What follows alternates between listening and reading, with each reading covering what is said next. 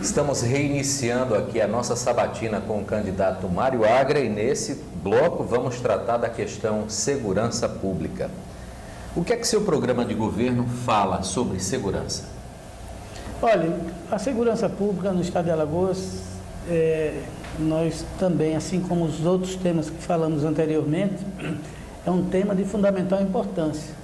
E nós temos que baixar esses índices. Nós não podemos chegar aos índices superiores às guerras que existem hoje pelo mundo, né?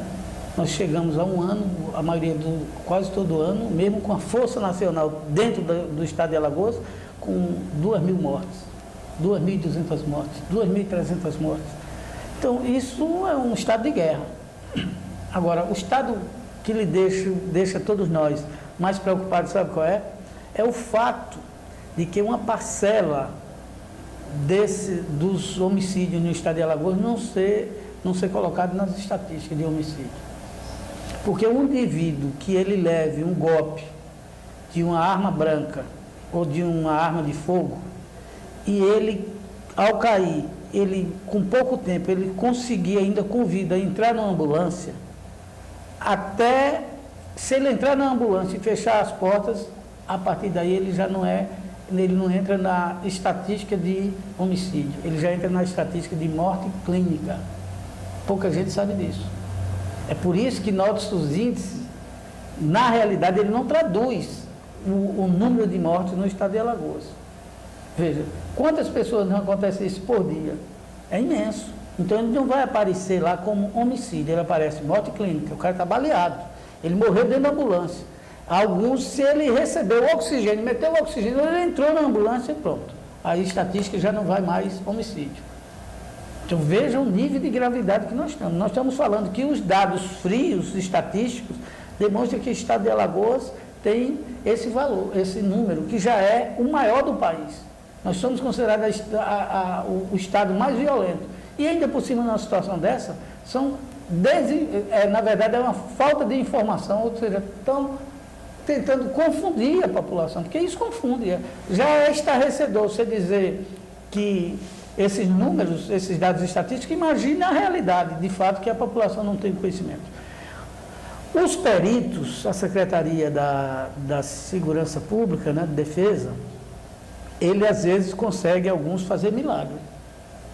Porque as conversas que eu tenho tido com peritos, com delegados, alguns deles chegam informações estarrecedoras. Por exemplo, de você precisar de coisas mínimas, até você tirar digitais de uma pessoa, né, para você descobrir um crime, você tirar as digitais, e faltou a almofada, faltou a tinta, faltou tudo isso, falta.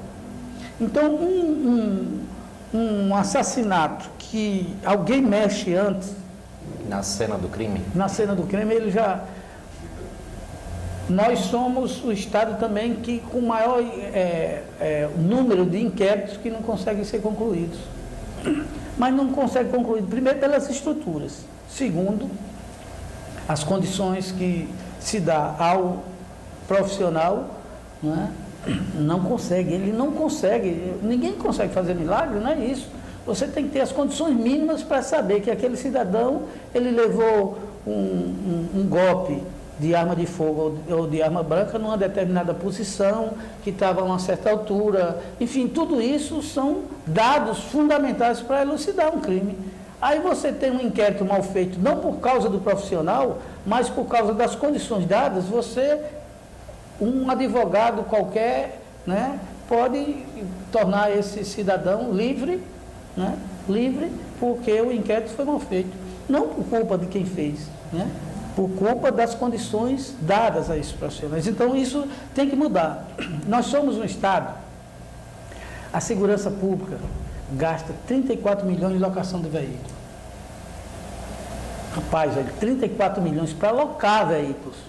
No entanto, as condições mínimas para um profissional da área de segurança pública, ele não tem. Quem são os donos dessas locadoras? Não precisa ir muito longe. Você tocou num ponto-chave. Como estruturar a polícia para ajudar no combate à violência, uma vez que a gente sabe que não se combate violência pura e exclusivamente só com o trabalho da polícia. A questão da violência é muito maior do que o trabalho da polícia. Envolve as ações envolve ações sociais. Você tem que ter várias. A questão da segurança pública envolve as ações de várias secretarias. É uma estrutura de Estado que ela tem que funcionar para isso. Envolve questões culturais, né? A violência não só é o fato de você ter, por exemplo, algumas nações chegou a ter um homicídio durante um ano. A polícia não tem armamento, não usa armamento na rua de forma... Vários exemplos que você tem pelo mundo, de 2, 3, 4, 10 homicídios durante o ano. Então, isso tem as questões culturais, né? Da tradição do que é o ser humano, né? A brutalidade dele tirar uma vida de um outro ser humano, isso tem uma série de fatores, né? De fatores desse tipo de reação. Eu vou só dar um dado agora impressionante, né? Eu não quero fazer aqui, é exclusivo isso que eu vou dizer agora. Agora de manhã, quando eu fui pregar os 2 companheiros, uma pessoa com adesivo de um determinado candidato parou o carro para me agredir verbalmente. Me agrediu verbalmente. Se eu fosse um cara, não tivesse frieza, tranquilamente, do que ele representa, né, eu teria reagido, mas não, fiquei na minha. Ele me provocando, baixou o vidro do carro numa caminhonete dessa pomposa e ficou me provocando. E apontando o dedo, se você falar mais de determinado candidato, eu vou fazer isso e acontecer. Olhe para a minha cara. E cara limpa. Agora de manhã, quando eu estava vindo para cá. Então, esse é o nível de agressividade. Um cidadão que ele acha que vai fazer isso, comigo, que eu sou candidato a governador, né? E ele, se eu ver a cara dele, eu vou identificar, não conheci antes, porque é um ilustre quem? Eu não sei nem quem é, deve ser um assessor ou um parente de algum do candidato a qual eu sei que ontem é, porque estava todo adesivado. Mas um cidadão desse, ele sabe que não vai acontecer nada. O fato dele não ter nenhuma punição, se dá o luxo dele fazer isso comigo, imagine com um cidadão que ele acha que esse é eu vou fazer o que quero. Então, essa é a questão da cultura, da impunidade, ela leva a esse ponto. Ela leva a esse nível de agressividade. Ela leva aos provocadores que fazem isso até no trânsito. Né? Que olha para você, não gosta de dizer, lhe dá o direito de passar na frente do seu carro, de bater no seu carro, e você todo certo, ele ainda acha que você está errado. Né? E às vezes a punição, isso não tem punição nenhuma para esse cidadão. É o cara que, enfim, tem uma série de questões, até numa tal de uma fila mesmo, né? Você citou um exemplo aí, que você foi agredido verbalmente. Eu, por exemplo, já tive uma situação bem complicada. Eu chegava a casa por volta das 10h30 da noite. Ao entrar no estacionamento do meu prédio, um indivíduo que morava no prédio entrou embriagado, deu ré no carro, bateu no meu carro, saiu do carro e disse simplesmente que ia atirar em mim. Que ia atirar em mim, dentro do estacionamento do meu prédio. Eu chamei a polícia veio, detectou que esse rapaz estava embriagado e não o prendeu. Então é por isso que acontece muita coisa. Porque devia ser uma autoridade quem, né? Não era autoridade. Aliás, pior ainda, né? Não era autoridade.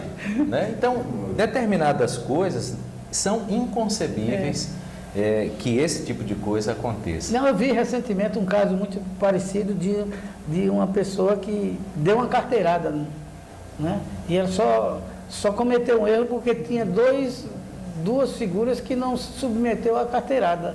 Era eu e outra pessoa. Nós estávamos numa fila para retirar. E era uma autoridade quem, né? Que acha que é autoridade, que ninguém nem conhece. E chegou, queria passar na frente porque tinha um compromisso. E peraí, cara, você não pode furar a fila. Não, mas eu tenho um compromisso, eu estou a serviço. Muito bem, você está a serviço, mas não vai passar na frente da gente, não. Então, esse tipo, e ameaçou. Você está pensando o quê? Está falando com quem? Eu disse, muito bem, senhor é quem? Pronto, aí quando me reconheceu, aí ficou com receio de dar problema. Mas é isso, o tipo de comportamento, né? Isso é cultural mesmo. Você defende a unificação das polícias no Estado? Defendo. Acha que é possível? Acho que é possível. Mesmo com todas as culturas que já estão impregnadas. Mas tem um fato positivo, as entidades das polícias hoje já ajuda bastante, porque ele tem essa mesma compreensão, né? Já tem uma parcela considerável, as próprias entidades deles defendem isso. Mário, e o tráfico de drogas? Como combater isso em Alagoas? É cruel, é assustador. O problema é que eu acho que o tráfico de drogas ele vai muito além da questão do controle policial. Os donos das drogas, eles não estão nas grotas, eles não estão nos morros. Os donos das drogas, eles encontram nos condomínios fechados, os donos, né? Moram em excelentes casas e excelentes apartamentos. Então, o envolvimento dessas personalidades, os verdadeiros donos, ele tem uma linha direta com várias autoridades no estado de Alagoas, em todos os poderes, que influencia a dificuldade de você ter, não é uma coisa fácil. Eu vou te dar um exemplo, cara, porque nós sabemos onde é que se produz um dos maiores produtores de droga do mundo, Colômbia. Os Estados Unidos botou lá 8 bases militares. A tese norte-americana era combater o tráfico de drogas. Você já viu como é que depois de tantos anos, mais de 10 anos, com 10 bases militares, os Estados Unidos dizem que ainda continua a droga? O problema da base militar nos Estados Unidos é para eles controlar a droga, que eles consomem, né? O consumo de droga no mundo, repara um dado que para mim foi estarrecedor. O tráfico de droga no mundo, o volume de recurso que circula no mundo nas famosas, nos paraísos fiscais, ela se aproxima da economia da maior potência mundial, dos Estados Unidos. Então, isso não é possível. Os países que controlam as drogas, boa parte dele também controla a corrupção no mundo. Controla a corrupção do mundo. Então, é fácil você resolver isso aonde o tráfico de drogas que passa pelo Brasil, uma parte dele é só trânsito, porque ele entra pelos Estados Unidos, sai de alguns países e entra nos Estados Unidos usando apenas a linha, né? Nós somos apenas transitórios. Ele chega e continua de locar, né? Ele pousa em algumas fazendas e tudo mais. Eu estou colocando isso que, veja a complexidade, o que é você ter 8 bases militares de um país que se diz que é a maior potência econômica e que tem os maiores armamentos e continuar numa situação dessa. E é uma situação, por exemplo, Detroit foi o espelho do capitalismo do mundo, até pouco tempo atrás. Hoje aparecem as condições de Detroit é pior do que o estado de Alagoas, em educação, de saúde e de segurança pública. Veja, nós somos um dos piores do mundo. Pode olhar, Detroit está lá bem próximozinho a nós. E em algumas coisas, em alguns momentos, teve situação pior. Por quê? Como é que o tráfico de droga tem isso? Então ele é muito mais complexo. Você bater o tráfico de droga e achar que vai resolver muito fácil. Não, tem que ser uma luta titânica nessa questão do tráfico de drogas, porque eu acho que... Quer ver um exemplo também interessante que precisa ser estudado? O que aconteceu agora no Uruguai. Como é? A violência do Uruguai do tráfico de drogas praticamente desapareceu. Foi a zero o índice de criminalidade. Como é isso? Então, o modelo de combate ao tráfico de drogas no mundo está, pode-se dizer assim, ultrapassado. Não resolveu. Porque o problema do tráfico, na medida que ele tem, né, ele existe, e dizer que vai combater com aparelho repressor, não combate, porque ele está enraizado. Se for só com isso, não resolve. Porque ele está enraizado, como eu falei, em todas as instâncias de poder. E o aparelho de Estado também. Estou dizendo que a maior economia do mundo é o maior controlador e monitora, né, a produção de coca, né, de cocaína no mundo. Eles têm um aparelho imenso, né, com toda a estrutura que tem, para monitorar de onde vem, para onde vai e por onde vai. Isso, e aliás, onde está o dinheiro. Porque os paraísos fiscais, o dinheiro vai para lá? Não.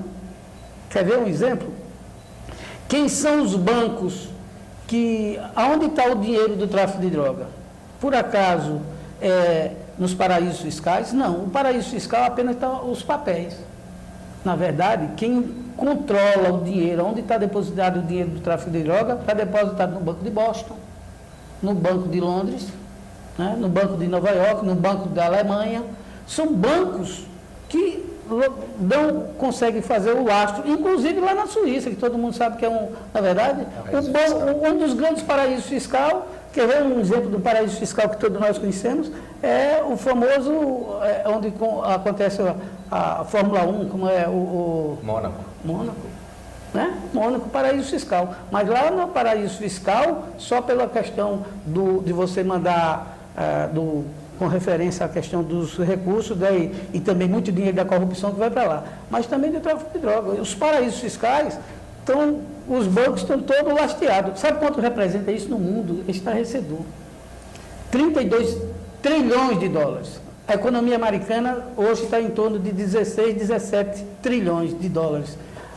A corrupção mais o tráfico de droga é quase 2 vezes a economia, a economia do maior país. É uma coisa estarrecedora isso. E controlar isso é fácil? Não, porque o interesse no Brasil e até aqui no estado de Alagoas influencia. Por isso que eu digo, é uma coisa mais complexa. E a gente não pode passar a ilusão que vai resolver isso de uma canetada e simplesmente aprimorando o aparelho policial, né, o aparato policial. Não, eu acho que é uma coisa mais complexa, que envolve aquilo que a gente já estava falando. Envolve as ações que precisam ser entendidas pela população e não pode ser descriminalizadas. Simplesmente achar de que isso, quando se fala o que aconteceu, por exemplo, no Uruguai, e de simplesmente dizer isso daí é propiciar um maior consumo, não. Pode ser que o resultado que está acontecendo lá, em alguns países, não é bem isso que está acontecendo. Mário, tem 2 pontos ainda em relação à segurança que a gente precisa tratar. Alagoas, em relação ao Brasil, é um estado onde se morrem muitos jovens negros. Como resolver essa situação? Esse é um problema, é verdade. É lamentável. E pobres e negros. Pobres e negros. Então, eu sou daqueles que acham que tem que ter uma medida ousada. Por quê? Os bairros que mais sofrem são os bairros periféricos, né? Ataca a pobreza e os negros. É verdade. Verdade. É uma forma de que tem que ter uma ação mais dedicada exatamente a essas áreas para evitar, porque isso envolve também o velho problema, agora nós tivemos até no esporte, né?